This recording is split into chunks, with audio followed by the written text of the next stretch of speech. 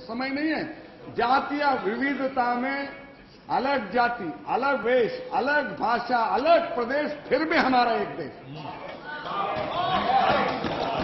इसलिए पिछड़े हुए वर्गों के देशभक्ति के बारे में आशंका जताना गलत है। किसी भी काम के लिए वो तैयार है। वो पिछड़ापन सालों से, सदियों से है।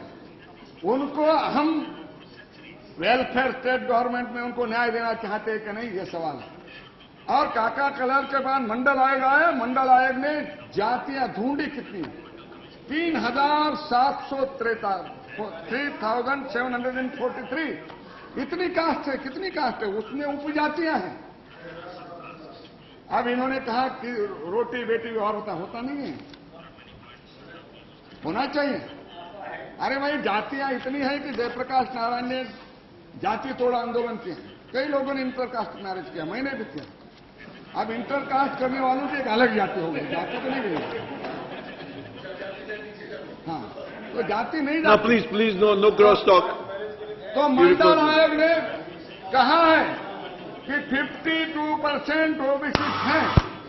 और नहीं, मेरे पार्टी का समय 52% ओबीसी है, उनको 52% आरक्षण मिलना चाहिए। लेकिन कोर्ट ने फैसला किया 50% आरक्षण। क्यों? वाई आरक्षण? जो लोगों को आज तक सोशल जस्टिस नहीं मिला, सामाजिक न्याय नहीं मिला, जो दूसरे के बराबरी के नहीं है, उनको न्याय देने के लिए आरक्षण आया। और उसके आरक्षण किस आधार पर दिया जाता है? केवल जाति के आधार पर ही आरक्षण दिया जाता है। इसलिए जनगणना आवश्यक है। अध्यक्ष महोदय, रेन के आयोग 2004 में अटल जी के सरकार में उसकी नियुक्ति हुई थी। उन्होंने 2008 हमारे अध्यक्ष सोशल वेलफेयर मिनिस्टर थी, उनको अपना रिपोर्ट दिया। उनमें ही ओबीसी जातियां आती। उन्होंने कहा 47% ओबीसी जाति, उनको रेशन कार्ड नहीं है। कई लोग हैं उनके मतदाताओं में नाम नहीं है। और उन्होंने ये न्यूमेटिक ट्राइब के लिए नियुक्त किया था। ये रेन की जो रिपोर्ट है वो लागू नहीं की सरकार ने। मेरी मांग है कि रेन के आयोग रिपोर्ट की ये लागू करनी चाहिए और ओबीसी को न्याय देना चाहिए। उनको घर नहीं, उनको जमीन नहीं है। अध्यक्ष महोदय, ये 3 कालेलकर, मंडल, रेन के आयोग, इन सबका परिणाम यही है कि ओबीसी की संख्या कितनी है, जनसंख्या, उसका अंदाजा किसी को भी नहीं है। और क्या एक साइंटिफिक तैयार होगा देश?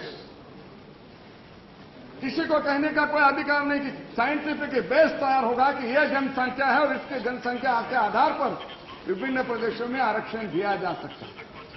अब कॉन्स्टिट्यूशन में शेड्यूल कास्ट के लिए शेड्यूल है, शेड्यूल ट्राइब के लिए शेड्यूल है। जैसे कॉन्स्टिट्यूशन में पार्लियामेंट है, उसके लिए शेड्यूल है। स्टेट गवर्नमेंट है, उसके लिए शेड्यूल है। राजीव गांधी ने कॉन्स्टिट्यूशन में परिवर्तन करके पंचायत राज को शेड्यूल लाया। मेरी मांग है, शेड्यूल कास्ट के लिए शेड्यूल है, शेड्यूल ट्राइब के लिए शेड्यूल है। कॉन्स्टिट्यूशन में अभी ओबीसी के लिए भी शेड्यूल होना चाहिए। और कॉन्स्टिट्यूशन के तहत अधिकार तो उनका अधिकार नहीं। उनके लिए अलग मंत्रालय भी होना चाहिए। बातें तो बहुत करते हैं, लेकिन उनके लिए सब जातियां बराबर है, सब बराबर है। क्रिमिलेयर लागू है। शेड्यूल कास्ट को, शेड्यूल ट्राइब को क्रिमिलेयर नहीं है, लेकिन ओबीसी को क्रिमिलेयर है। मेरा बेटा ओबीसी की सहूलत नहीं ले सकता, यादव जी का बेटा ओबीसी की सहूलत नहीं ले सकता। Please conclude. क्योंकि अभी वो छाछ निकालो, कहाँ कुछ छाछ बचा है, क्या निकालो? Already you have taken 14 minutes, please. Creamy layer लगाया है, जिसके कारण उनको उनकी सहूलतें उनको मिलती नहीं। एक ही बात कहना चाहता हूं, छाछ भी बची नहीं। अभी आपने जो तथ्य बताए, इन्होंने ओबीसी का तथ्य बताया। शेड्यूल कास्ट को 13% आरक्षण है, शेड्यूल ट्राइब को 9%, कुछ राज्यों में 7% आरक्षण है। उतने लोग सर्विसेज में है क्या? उतना आप जैसे सच्चर आयोग से आपने मुसलमानों की स्थिति की जायजा लिया। मैं मांग करता हूं शेड्यूल कास्ट, शेड्यूल ट्राइब और ओबीसी के आरक्षण उनको 63 ईयर्स में मिले। नहीं मिले, 13% आरक्षण है, केवल 4% मिला। ओबीसी का तो 2.4% है, आरक्षण 27% है। लेकिन मिला कितना है? कागजों पर और इस पर केवल फैसले करने से मंत्रिमंडल से उनको न्याय नहीं मिला है। न्याय तब कहा जाएगा, उनका अधिकार उनको मिलेगा तब न्याय मिला कहा जाएगा, और वो न्याय आज तक नहीं मिला है। इसलिए ये लड़ाई है सोशल जस्टिस की। ये जनगणना में नाम लिखो इतनी नहीं है। आप लोग तो, मैं दोहराना नहीं चाहता, भैंस घर सब चीज का, जाति का क्यों नहीं लिख रहे? तो जाति बचाने से झांकने वाली नहीं जाती। तो जाति ये कह के कहना, मुझे मालूम नहीं कि सरकार क्यों सोच रही है। और हमारे संघर्ष भी हो रहे हैं। अब अमीरी और गरीबी में भी अंतर बढ़ गया है। पिछड़ी हुई जातियां 63 ईयर में इसका अधिकार कौन है?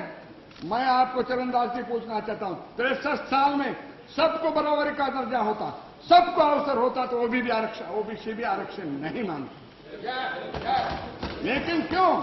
वो पिछड़े, ज्यादा पिछड़े हुए, उनको किसी एजुकेशन में नहीं, पॉलिटिक्स में नहीं, हर स्तर पर वो अगर पिछड़े रहेंगे, 50 to 54% पॉपुलेशन अगर विकास से, सुविधा से, प्रगति से दूर रहेगा तो देश आगे कैसे बढ़ेगा? मुझे लगता है कि ओबीसी को राष्ट्रीय मुख्य धारा में लेकर उनको आरक्षण, सुविधा और जनगणना करना ही चाहिए।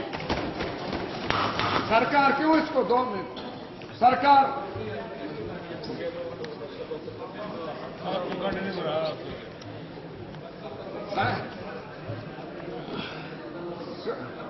ओबीसी की जनगणना इसलिए हम मांग कर रहे हैं कि यह अवसर है सरकार को भी। ये मौका आपको खोना नहीं चाहता। स्वामी जी, मोहिनी जी, ऐसे मंत्रिमंडल में तुम्हारी बात नहीं सुनते तो क्यों बैठे हो ऐसे मंत्रिमंडल? होने दो ओबीसी के लिए एक लड़ाई, लोग सर पर उठाएंगे आपको। नारायण स्वामी जी को नहीं बता रहा हूं, नारायण स्वामी जी को नहीं बता रहा हूं। तो अध्यक्ष महोदय, ये मामला जनसंख्या का है। अगर 80 साल जनसंख्या ओबीसी की गणना नहीं हो, क्या एक कॉलम भरना है शेड्यूल कास्ट, शेड्यूल ओबीसी, और ओबीसी लिख के अपनी कास्ट लिखेगा, उसमें नुकसान क्या है सरकार का? उनका, और किसी ने मांग नहीं की। सारी ओबीसी संगठन देश में मांग कर रही है कि जनसंख्या स्टेट सेंसस होना चाहिए। ये मांग उठा रही है, और आप सरकार क्या गूंगी है कि उनके कान पर भी नहीं कि ओबीसी आवाज उठा रहे हैं? आज मैं कहना चाहता हूं सरकार को, आज मंत्री महोदय जब जवाब देंगे तो उनको एक घोषणा करनी चाहिए कि ओबीसी की अलग जनगणना होगी। अगर नहीं करेंगे तो ओबीसी का, एसटी एससी का है, एसटी एससी एंड ओबीसी, अगर नहीं करेंगे तो 75% पॉपुलेशन का गुस्सा आप लोगे। आज एक समय सरकार आपकी है, सरकार किसी की भी हो, सरकार को होता है समाज को न्याय देने। Please conclude, please. वो न्याय देने का काम आप करें, न्याय देने का फर्ज करें। एक कॉन्स्टिट्यूशनल रिस्पॉन्सिबिलिटी आप पर आई है, और वो कॉन्स्टिट्यूशनल रिस्पॉन्सिबिलिटी है जिस कॉन्स्टिट्यूशन में पिछड़े हुए वर्गों को न्याय देने की भूमिका डॉक्टर बाबा साहब अम्बेडकर ने लिखी है। उस बाबा साहब अम्बेडकर का सपना और भारत के सभी गरीब लोगों की एक आशा आकांक्षा है कि लोकतंत्र में हमें न्याय मिलेगा। ये विश्वास के साथ 63 ईयर्स वो जीता है, वो विश्वास कभी न कभी पूरा करो। ज्यादा कुछ मांग नहीं रहे, केवल हमारी जनगणना करो। हम इस देश के नागरिक हैं, हमारी भी गिनती करो। तो एक बार ये गिनती करो।